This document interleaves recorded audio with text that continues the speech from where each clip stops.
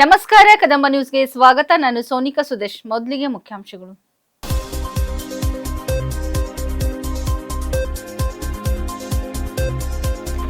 ಯೋಗಾಸನ ಕಾರ್ಯಕ್ರಮದಲ್ಲಿ ಶಾಸಕ ಶೈಲೇಂದ್ರ ಬೆಲ್ದಾಳೆ ಭಾಗಿ.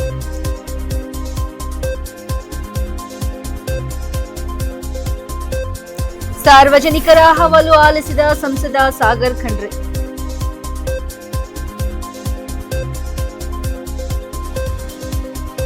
ಯುವಕರಿಗೆ ಕ್ರೀಡಾ ಸಂದೇಶ ಸಾರುವ ಪರ್ವೇಜ್ ಖಾನ್ ಹೊಸ ಹಾಡು.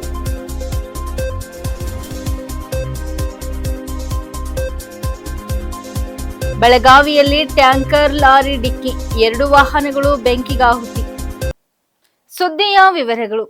ವಿಶ್ವ ಯೋಗ ದಿನಾಚರಣೆ ಅಂಗವಾಗಿ ಬೀದರ್ ದಕ್ಷಿಣ ಕ್ಷೇತ್ರದ ಗೊರನಹಳ್ಳಿ ಗ್ರಾಮದ ವ್ಯಾಪ್ತಿಯ ಶರಣಬಸವೇಶ್ವರ ಲಿಂಗರಾಜಪ್ಪ ಅಪ್ಪ ಕಾಲೇಜಿನಲ್ಲಿ ಇಂದು ಹಮ್ಮಿಕೊಂಡಿದ್ದ ಯೋಗಾಸನ ಪ್ರದರ್ಶನ ಹಾಗೂ ವೇದಿಕೆ ಕಾರ್ಯಕ್ರಮದಲ್ಲಿ ಶಾಸಕ ಡಾ ಶೈಲೇಂದ್ರ ಬೆಲ್ದಾಳೆ ಭಾಗವಹಿಸಿ ಯೋಗದ ಮಹತ್ವವನ್ನು ವಿವರಿಸಿದರು.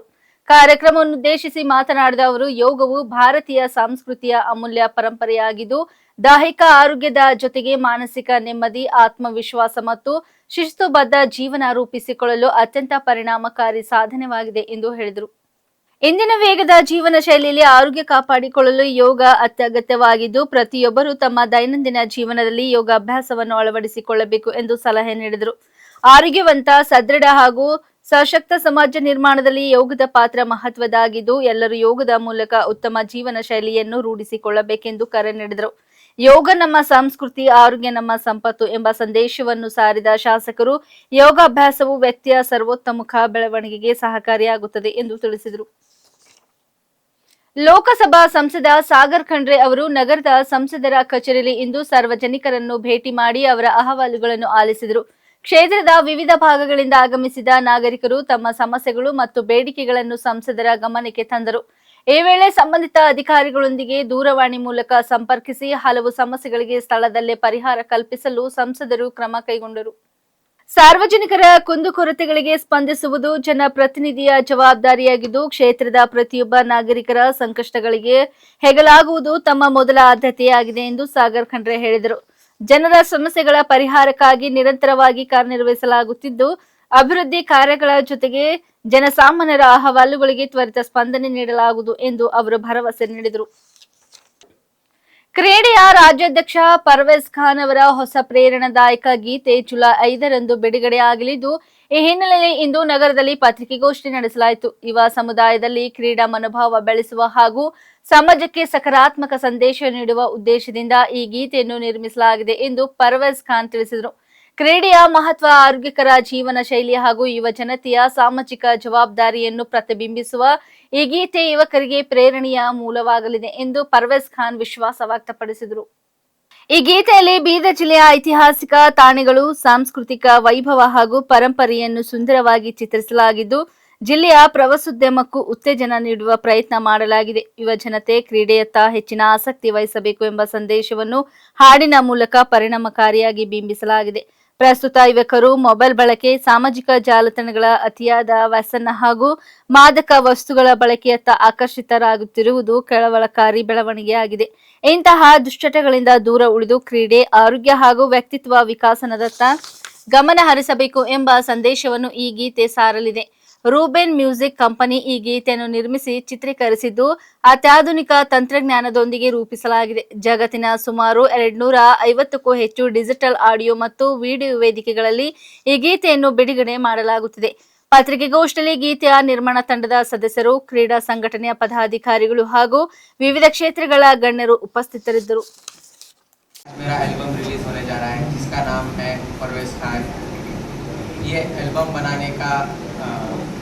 एल्बम बनाया गया है स्पोर्ट्स पर। मैं सभी से दरख्वास्त करता हूं कि आप सभी ये एल्बम को पसंद कीजिए, अपने फैमिली वालों के साथ देखिए, दोस्तों के साथ देखिए और आगे भी मेरा इंटरेस्ट रहेगा कि आप इसी तरह से मुझे चाहे और इसी तरह से आप मुझे आगे प्यार करेंगे और ये इंस्पायर करेंगे।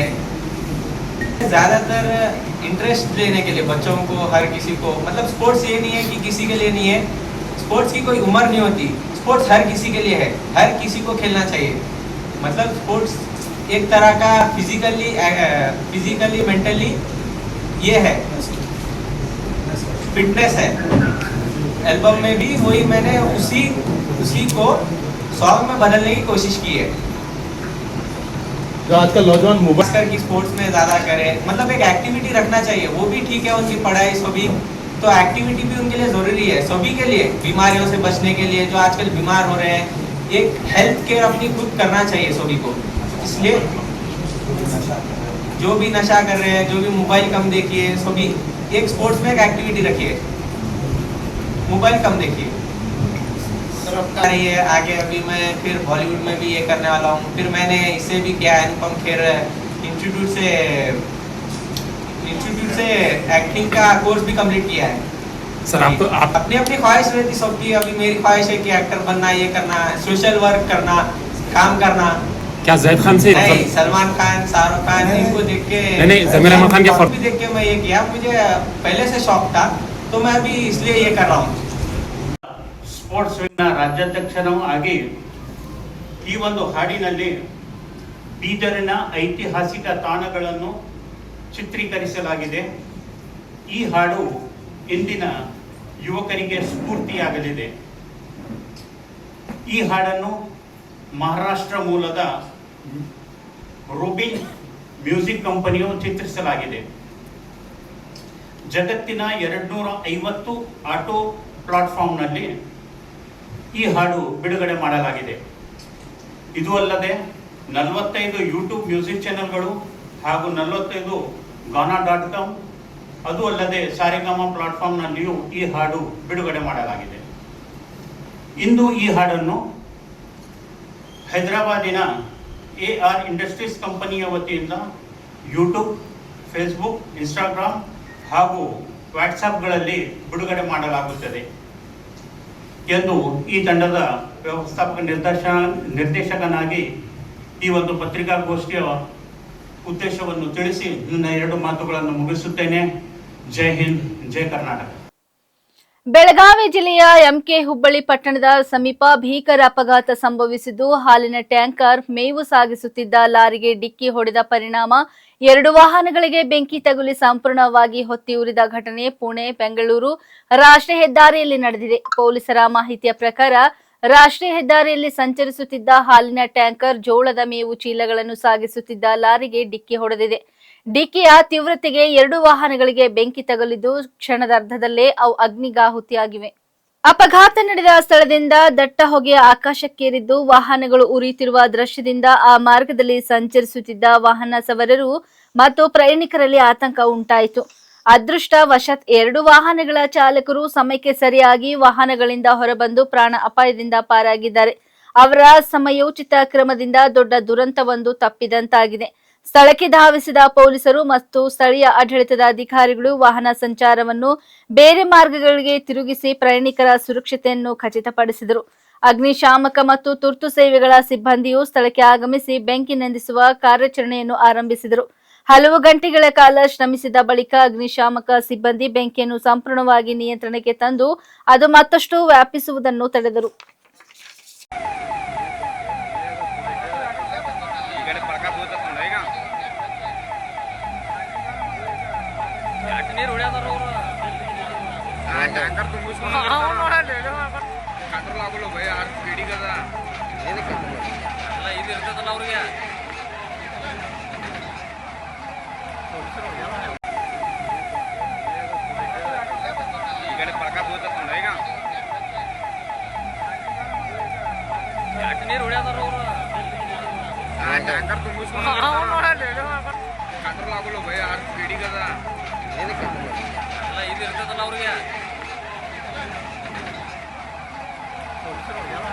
ಎಸ್ಐಆರ್ ವಿರೋಧಿ ಜನ ಆಂದೋಲನ ಸಮಿತಿ, ಎಸ್ಐಆರ್ ವಿರೋಧಿ ಜಾತ್ಯತೀತ ಪಕ್ಷಗಳು ಹಾಗೂ ರಾಜ್ಯ ಜನಪರ ಸಂಘಟನೆಗಳ ಒಕ್ಕೂಟದ ವತಿಯಿಂದ ಬೆಂಗಳೂರಿನ ಫ್ರೀಡಂ ಪಾರ್ಕ್ನಲ್ಲಿ ನಡೆಯಲಿರುವ ಬೃಹತ್ ಪ್ರತಿರೋಧ ಸಮಾವೇಶದಲ್ಲಿ ಭಾಗವಹಿಸಲು ಬೀದರ್ ಜಿಲ್ಲೆಯ ವಿವಿಧ ಭಾಗಗಳಿಂದ ಮುಖಂಡರು ಹಾಗೂ ಕಾರ್ಯಕರ್ತರು ಪ್ರಯಾಣ ಬೆಳೆಸಿದರು.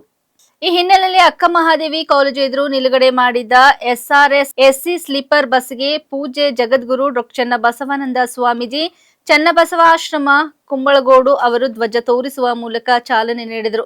ಕರ್ನಾಟಕ ಪ್ರದೇಶ ಮಹಿಳಾ ಕಾಂಗ್ರೆಸ್ ರಾಜ್ಯ ಉಪಾಧ್ಯಕ್ಷೆ ಶ್ರೀಮತಿ ರಾಜಶ್ರೀ ಸ್ವಾಮಿ ಬಸ್ಸಿಗೆ ಪೂಜೆ ಸಲ್ಲಿಸಿದರು.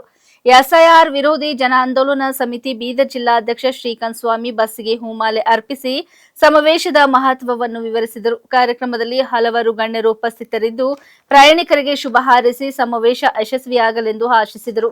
ಸಮಾವೇಶದಲ್ಲಿ ಪಾಲ್ಗೊಳ್ಳಲು ಔರಾದ್, ಬೀದರ್, ಭಾಲ್ಕಿ, ಹುಮ್ನಾಬಾದ್, ಕಮಲ್ ನಗರ್, ಹುಲ್ಸೂರ್, ಚಿಟ್ಟಗುಪ್ಪ ಹಾಗೂ ಬಸವಕಲ್ಯಾಣ ತಾಲೂಕುಗಳ ಸಮಿತಿ ಮುಖಂಡರು ಮತ್ತು ಕಾರ್ಯಕರ್ತರು ಬೆಂಗಳೂರಿನತ್ತ ಪ್ರಯಾಣ ಬೆಳೆಸಿದರು. ಇದೇ ವೇಳೆ ಗ್ರಾಮೀಣ ಅಭಿವೃದ್ಧಿ ಮತ್ತು ಪಂಚಾಯತ್ ರಾಜ್ ಸಚಿವ ಈಶ್ವರ್ ಖಂಡ್ರೆ ಅವರು ದೂರವಾಣಿ ಮೂಲಕ ಕಾರ್ಯಕರ್ತರಿಗೆ ಶುಭಾಶಯ ತಿಳಿಸಿದರು.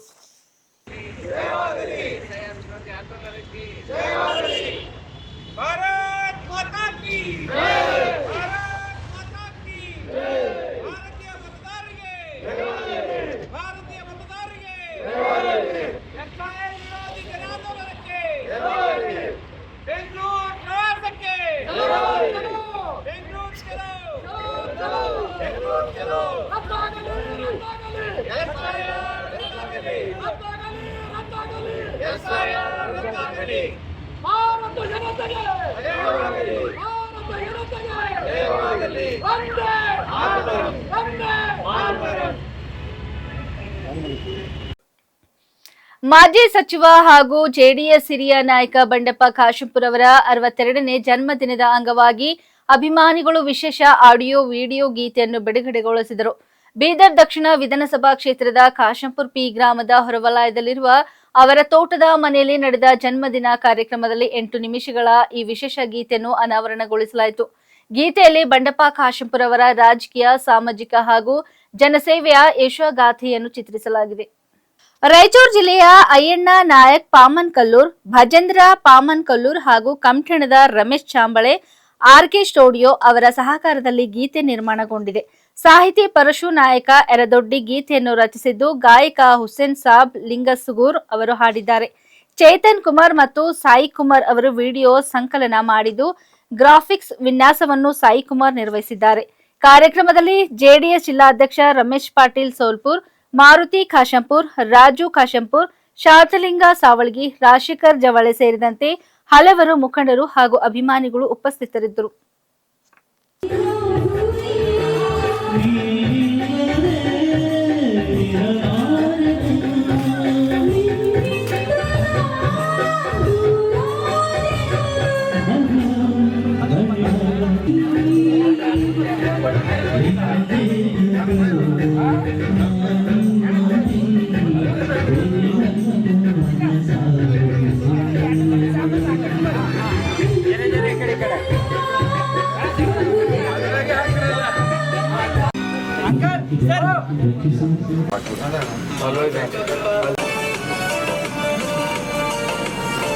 ಎಷ್ಟು ನಿಮಿಷ? 1 ನಿಮಿಷ. ಆಮೇಲೆ ಬೇಕಾದ್ರೆ ನಾನು ನೋಡ್ರಿ ಸರ್.